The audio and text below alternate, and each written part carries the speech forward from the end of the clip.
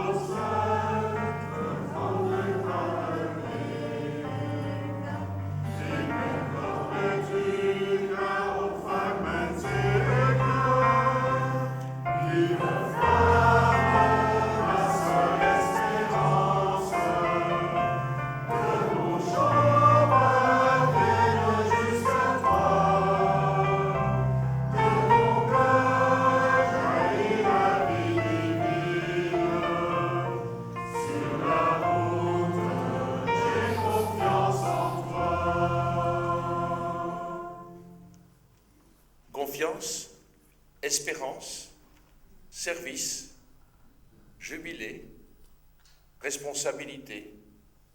Toutes ces choses-là nous animent et l'Église francophone de Belgique a été nourrie cette semaine, vous l'aurez appris, par la nomination de 2 nouveaux évêques qu'on attendait depuis très longtemps.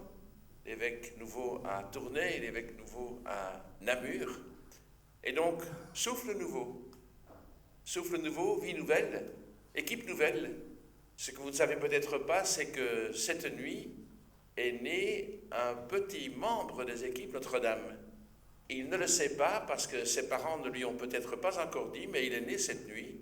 Et donc je vous propose d'applaudir la naissance d'un petit Martin chez des parents qui sont bien membres des équipes Notre-Dame.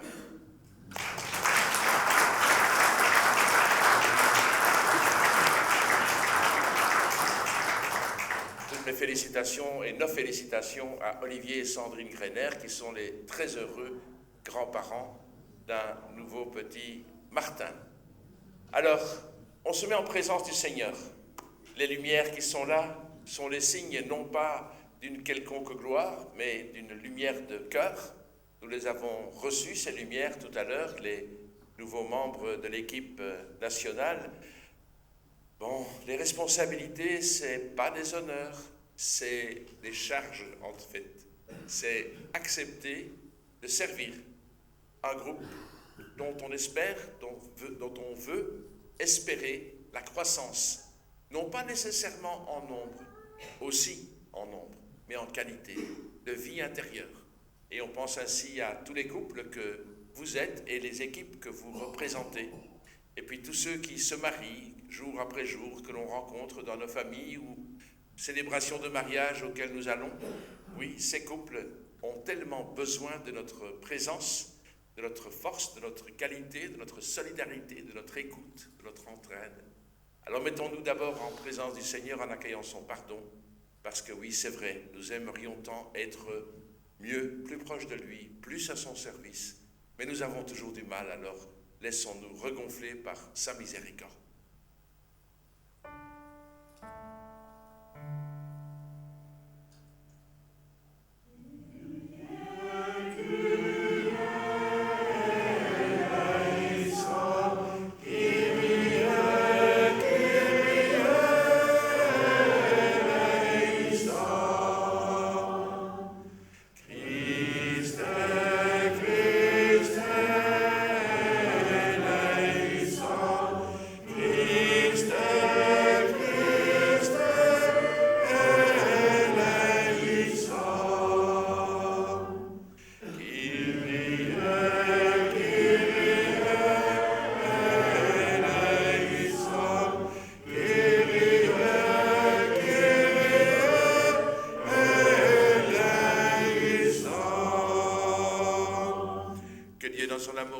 Miséricorde, qui nous pardonne nos péchés et qui nous conduise à la vie éternelle.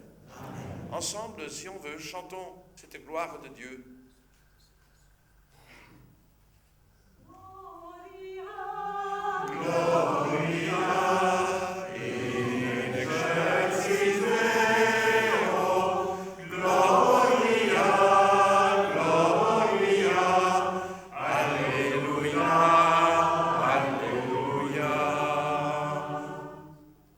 Ensemble.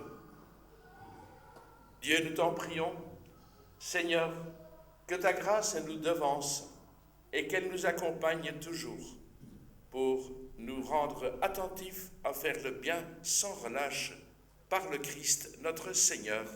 Amen. Veuillez vous asseoir, on va écouter la première lecture qui est tirée de l'épître de Saint Paul aux Galates.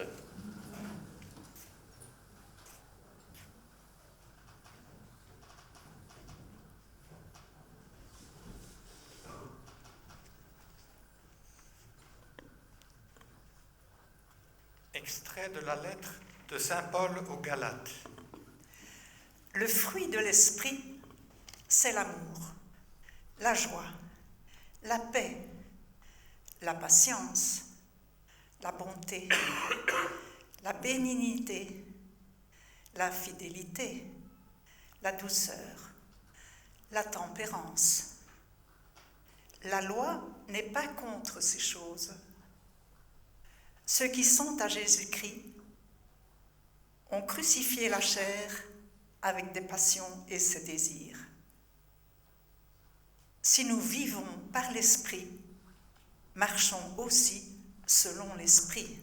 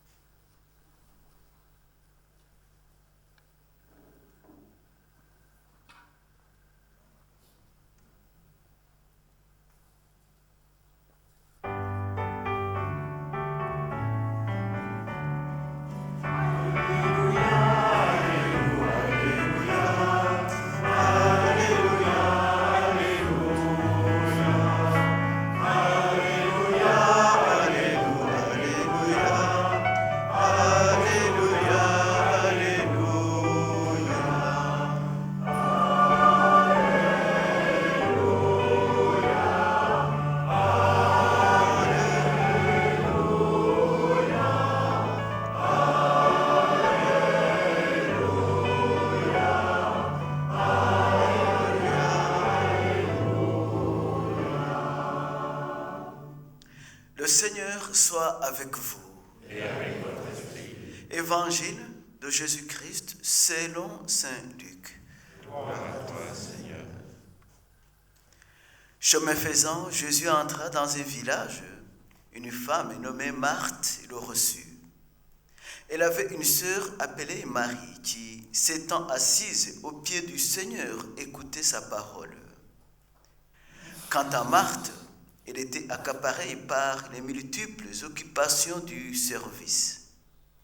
Elle intervint et dit, « Seigneur, cela ne te fait rien que ma sœur m'ait laissé faire seule le service.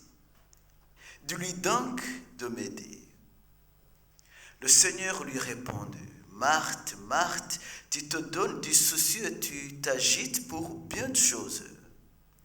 Une seule est nécessaire.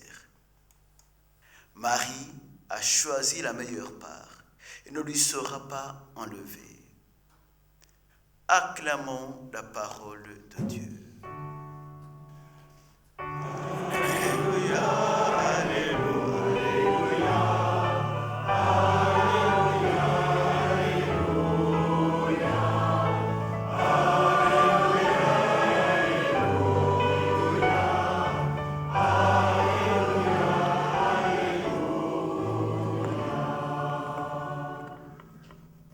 Asseyons-nous.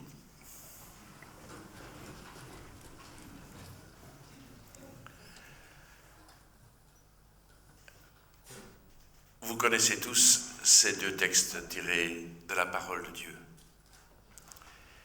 Et on peut se dire, en regardant le premier texte sur les fruits de l'esprit dans l'Épître aux Galates, que, voilà, à la fin, les fruits, tout à fait à la fin, je ne sais pas quand, eh bien, il y aura toutes sortes de choses, belles, bonnes, qui nous tomberont sur la tête, un peu comme des fruits en cette belle saison où les pommes tombent les unes après les autres pour que nous puissions faire des bons jus de fruits naturels. Mais les fruits de l'esprit, si nous devons les attendre jusqu'à un certain moment, ben ça risque d'être long.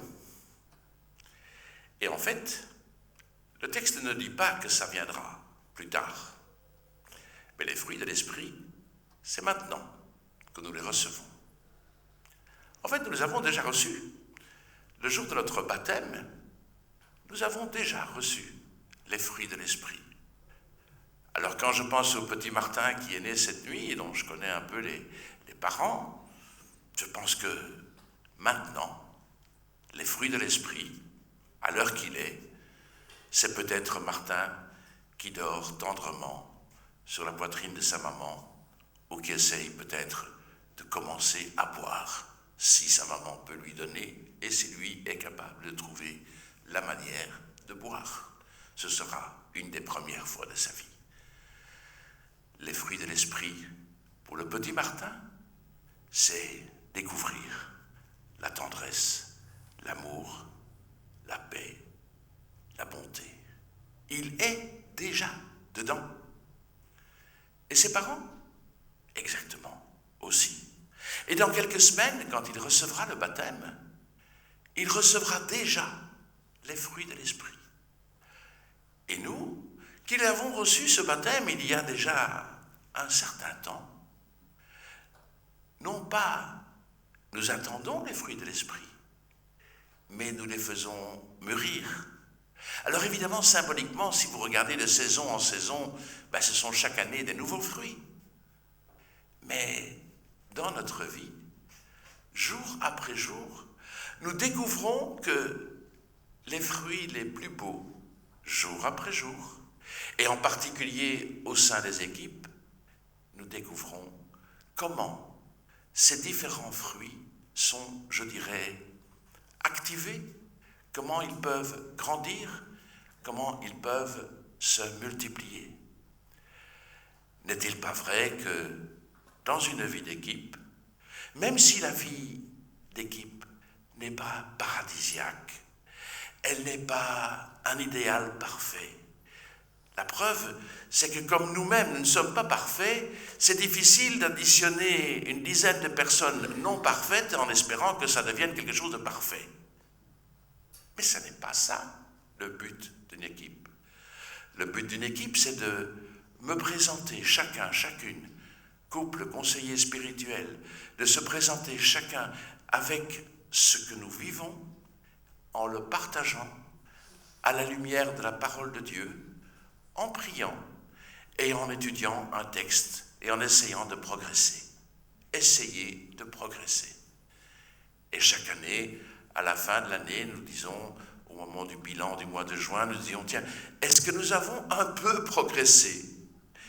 Et depuis 1986 que je suis dans les équipes, eh bien, j'entends chaque année la même chose. Oui, peut-être, un tout petit peu.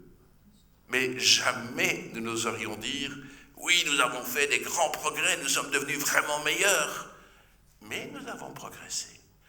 Souvent, en qualité d'écoute, en désir de profondeur, en désir de prière, en désir de lecture de la parole de Dieu. Et tout cela, nous l'avons vécu dans les couples et aussi dans l'équipe. Les fruits sont là. L'amour dans une équipe, il y en a. De la joie, il y en a, et souvent plus qu'à revendre. De la paix, peut-être qu'il y a parfois des tensions. Heureuses les tensions qui nous font grandir, qui nous rapprochent, qui nous font dialoguer, et laissons-les grandir pour trouver ensemble le dialogue de la paix, voire si nécessaire, de la réconciliation, de la bonté, il y en a, de la bienveillance, il y en a, de la fidélité, il y en a. Bref, les fruits de l'esprit, ils sont bien là. Il est question aussi de douceur, de maîtrise de soi. La maîtrise de soi, ça on fait aussi comme on peut. Voilà, on a chacun nos tempéraments et en présence du Seigneur, il y a ce que je suis et il y a ce que le Seigneur me donne d'être. Oui, il y a des formes de renoncement, c'est vrai, c'est sûr. Et je pense que les conseillers spirituels comme les époux pourraient parler des renoncements auxquels ils sont enclins, auxquels ils sont peut-être même contraints par la vie. Quand tous les deux veulent travailler, que l'un veut travailler en Amérique et que l'autre a un bon job à Bruxelles, il faut bien qu'à un moment donné, on décide si on travaillera à Bruxelles ou je ne sais pas où. Et donc, il s'agit de faire des choix. Passer sa vie à faire des choix dans l'amour, la tendresse et la fidélité. Et d'ailleurs, là-dedans, pas de vaine gloire. Nous sommes très conscients de nos fragilités, mais en même temps, nous sommes très conscients de ce que Dieu nous donne comme force, comme vie, comme espérance. J'en viens à l'Évangile parce qu'évidemment, certains se disent, mais comment est-ce qu'il va s'en sortir sur les Marthe et Marie ? Comme nous avons discuté de Marthe et Marie, entre autres, pendant le Collège international à Lyon, auquel j'étais avec Brigitte et Michel et aussi avec Françoise et Gaëtan, nous étions là au mois de juillet dernier, on en a parlé un peu. Et je me suis trouvé tout à coup très à l'aise. Et je me suis dit, tiens, pourquoi le jour du rassemblement à Uccle, est-ce qu'on ne prendrait pas cet évangile ? Parce que j'ai vu une femme qui accueillait Jésus. Ça, c'était d'abord quelque chose de très sympa. Jésus se promène, il entre dans un village et une femme nommée Marthe le reçoit. La première chose dans les équipes que l'on vit tout le temps, c'est l'accueil. L'accueil réciproque, nous allons les uns chez les autres.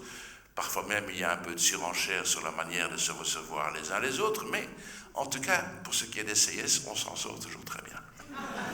Je ne devrais pas devoir le dire, mais on est toujours très heureux d'être reçus. Et merci à tous ceux et celles qui continuent à nous recevoir avec beaucoup de gentillesse et de générosité. Et elle avait une sœur, cette Marthe, qui était assise au pied du Seigneur pour écouter sa parole.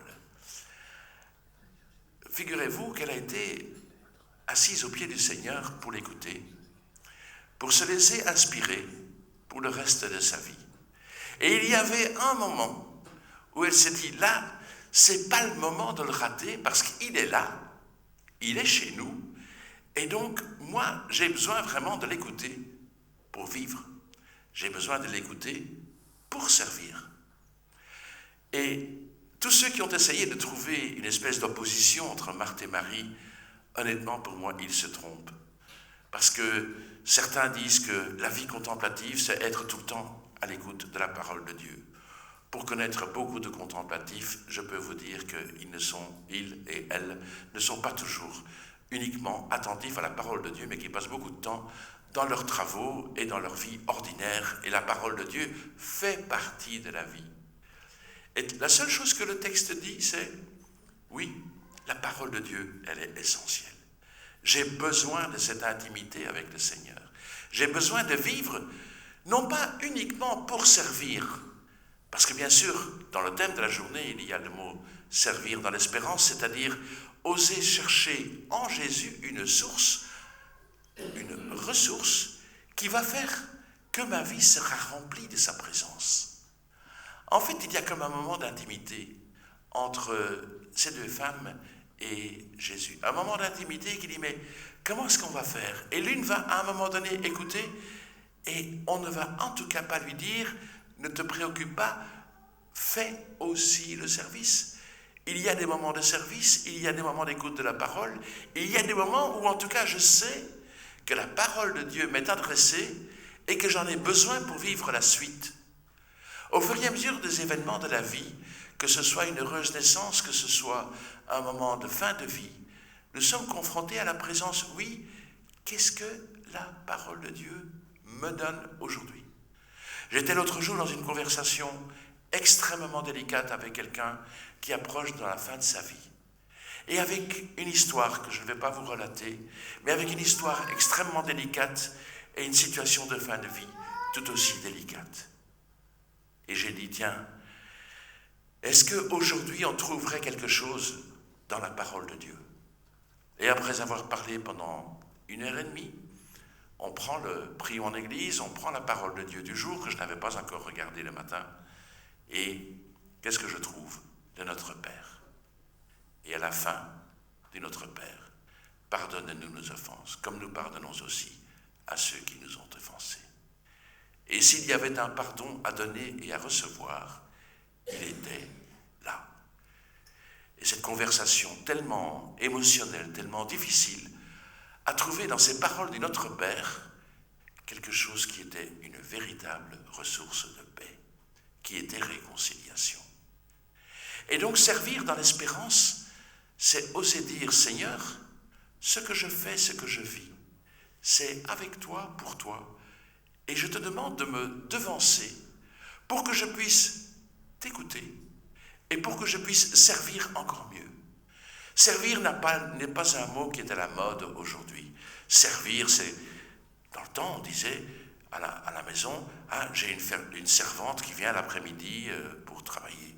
Ouh là là, ne dites plus aujourd'hui j'ai une servante. Ça ne se dit plus. C'était un vocabulaire qui n'était absolument pas négatif il y a 50 ans, mais on ne le dirait plus aujourd'hui de la même manière. J'ai quelqu'un qui vient m'aider. Hein, et comme ça, tout le monde est à l'aise et on n'est plus péjoratif. Eh bien, moi je suis d'accord. Hein. Soyons dans les équipes de ceux et celles qui aident, c'est-à-dire qui amènent de l'huile dans les rouages, qui amènent un souffle, qui amènent une espérance. Parce qu'il s'agit d'abord d'être nous-mêmes pleins d'espérance pour communiquer l'espérance. Et ce qu'on nous demande peut-être d'abord de vivre dans les équipes, c'est une transmission d'espérance, une transmission de vie qui fait que ce que je le reçois du Seigneur lui-même. Je suis au milieu de vous comme celui qui sert. Alors, frères et sœurs, recevons pleinement ce que les dons de l'Esprit ont à nous donner pour donner du souffle. Recevons pleinement notre mission en étant à l'écoute de la parole de Dieu et en osant communiquer que le plaisir de servir est aussi grand que l'espérance que le Christ a apportée dans notre monde et nous, dans les équipes. Le Père Caffarel, mais je n'ose pas évoquer le mot du Père Caffarel parce que nous avons quelqu'un qui est tellement connaisseur du Père Caffarel au milieu de nous que tout ce que je pourrais dire du Père Caffarel serait insuffisant. Mais en tout cas, il est clair qu'avec la création des équipes Notre-Dame, il a donné un souffle à l'Église. Le reste, notre conférencier du jour le dira tout à l'heure. Amen.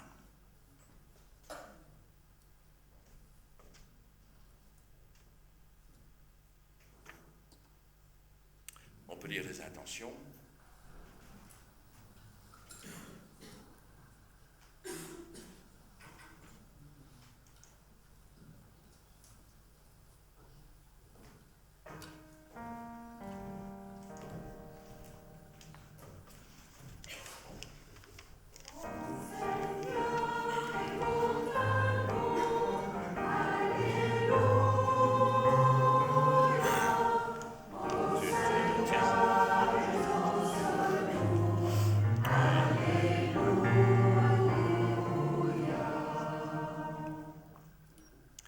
Seigneur, nous te prions, Père de miséricorde, de nous accorder la paix divine qui surpasse tout entendement, une paix qui transforme nos cœurs et nos vies et qui se propage dans le monde entier. Nous portons en particulier les équipes Notre-Dame qui vivent dans les zones de conflit, le Moyen-Orient, l'Ukraine et l'Afrique. Prions le Seigneur. Ô Seigneur, écoute à nous, Alléluia.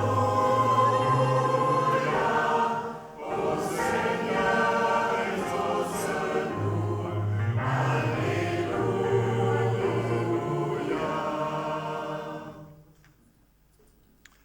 Heer, of het nu door ons werk is, door onze strijd om onrechtvaardige sociale structuren te veranderen, of door een eenvoudige, zeer persoonlijke en nabije daad van hulp, wij smeken u. Schenk onze echtparen in hun ontmoetingen met een arme, dat de woorden van Jezus tot hem gericht kunnen worden. Ik heb je lief gehad. Laat ons bidden. Ô Seigneur, écoute à nous, Alléluia. Ô Seigneur, exauce-nous, Alléluia.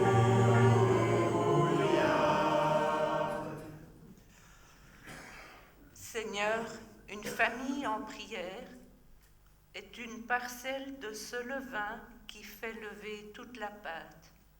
Une étincelle de ce feu que le Christ est venu allumer sur la terre.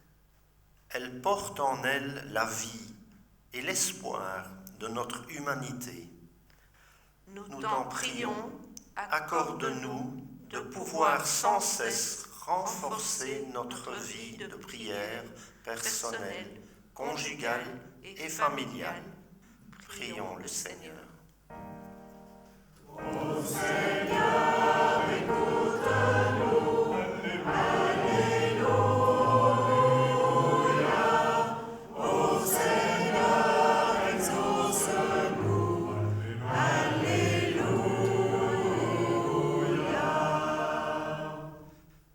Seigneur, nous te confions tous les équipiers qui sont malades, qui sont fatigués, qui n'ont pas pu venir aujourd'hui à cette réunion, en particulier à Brigitte et aussi au Père Charles. Prions le Seigneur. Ô Seigneur, écoute à nous, Alléluia. Ô Seigneur, exauce-nous, Alléluia.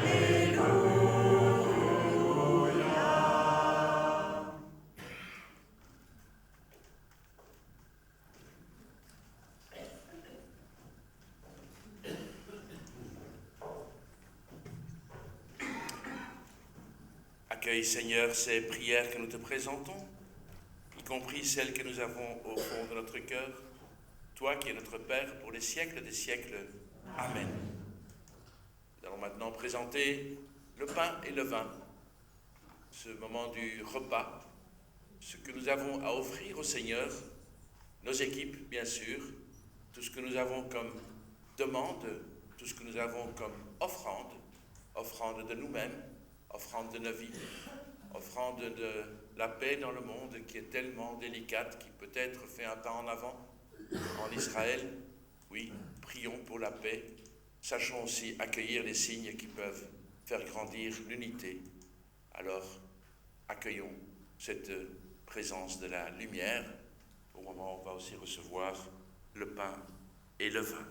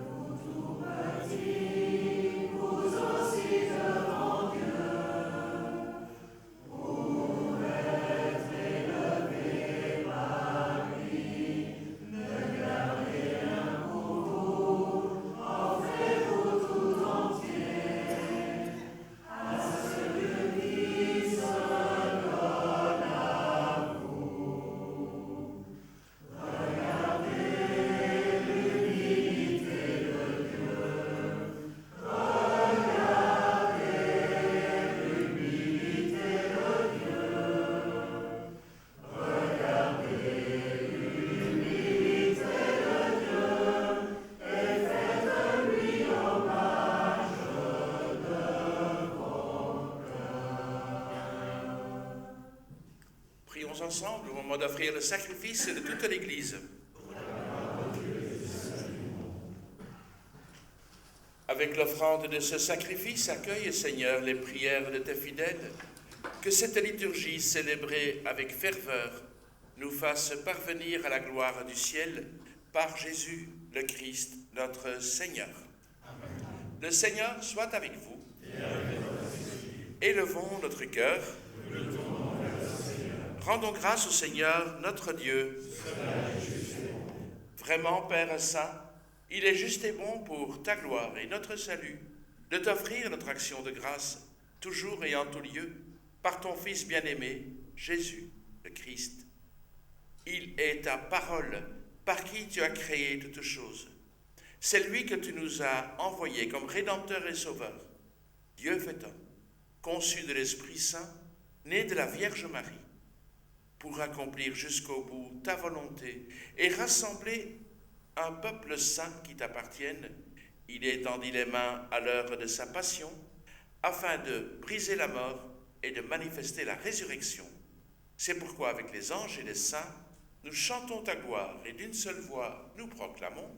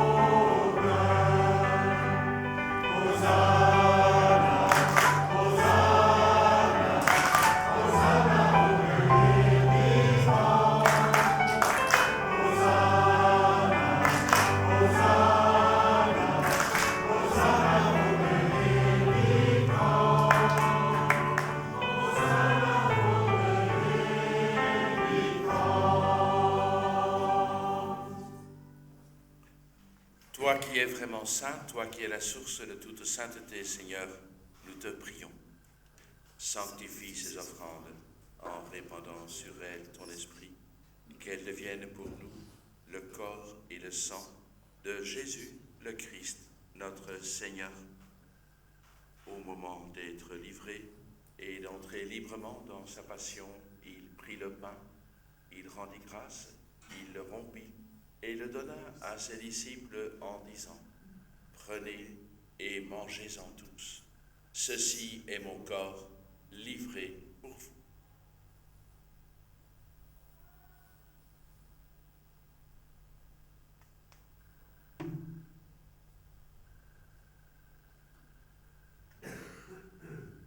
De même, à la fin du repas, il prit la coupe.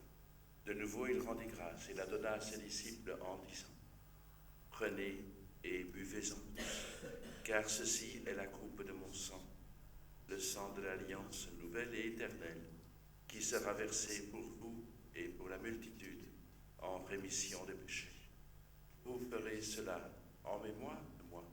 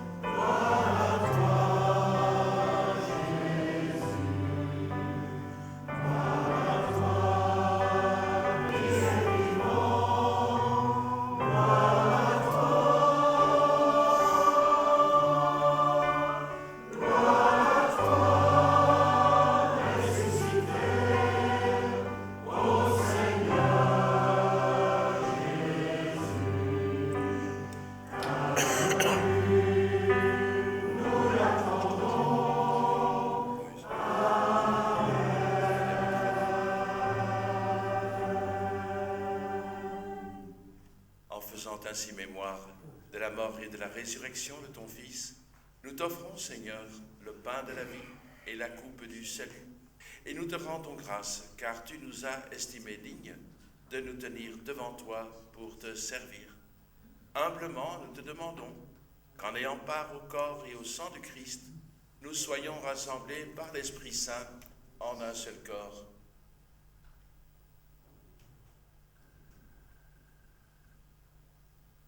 Souviens-toi, Seigneur, de ton Église répandue à travers le monde. Fais-la grandir dans ta charité, en union avec notre pape Léon, notre évêque Luc, les évêques nommés à Tournai et à Namur, et tous les évêques, les prêtres et les diacres.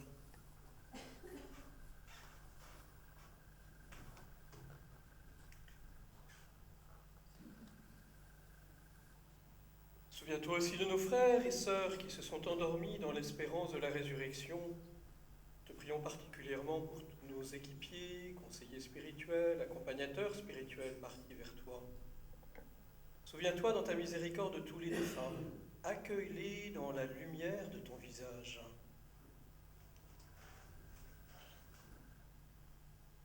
Sur nous tous, enfin, nous implorons ta bonté. Permets qu'avec la Vierge Marie, la bienheureuse Mère de Dieu, avec Saint Joseph, son époux, les apôtres et tous les saints qui ont fait ta joie au nom des âges, que nous ayons part à la vie éternelle, que nous chantions ta louange et ta gloire, par ton Fils Jésus.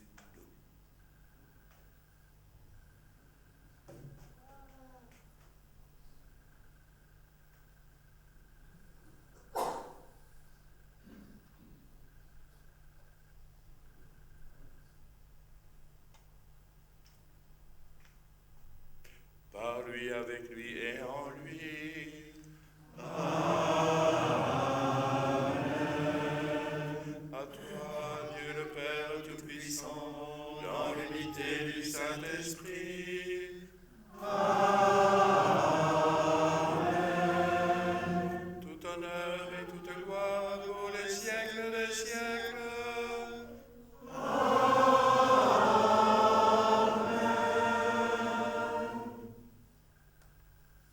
Comme nous l'avons reçu du Sauveur, zoals het van onze Heer gehoord hebben, geleerd hebben, kunnen we samen het Onze Vader zeggen. En ieder doet het gewoon in zijn zijn eigen taal.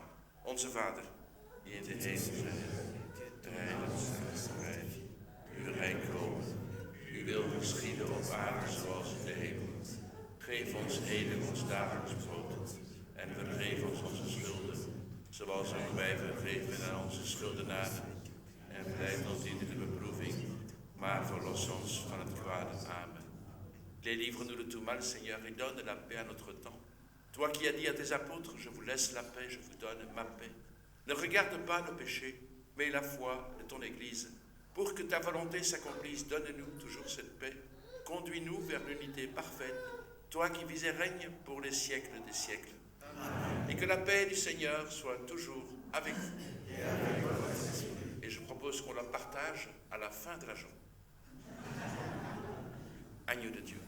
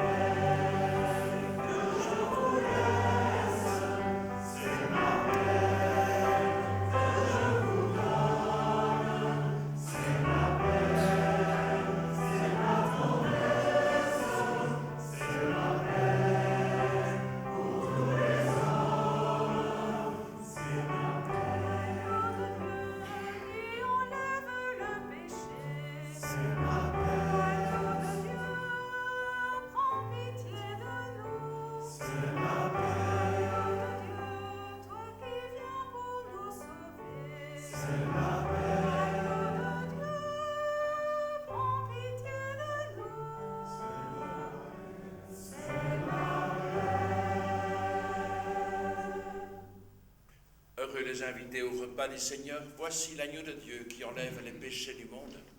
Seigneur, je ne suis pas digne de te recevoir, mais dis seulement une parole et je serai guéri. Que le corps et le sang du Christ nous gardent pour la vie éternelle. Amen.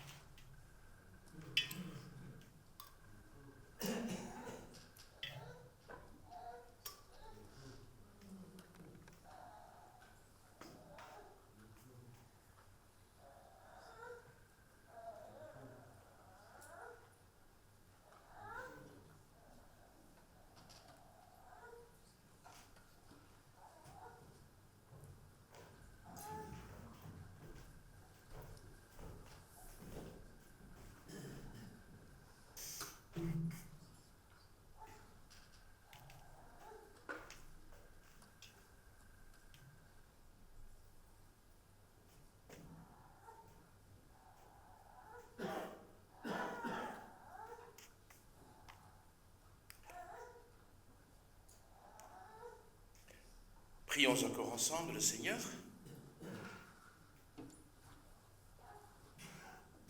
Que ce sacrement, Seigneur, nous t'en prions, achève de produire en nous ce qu'il contient.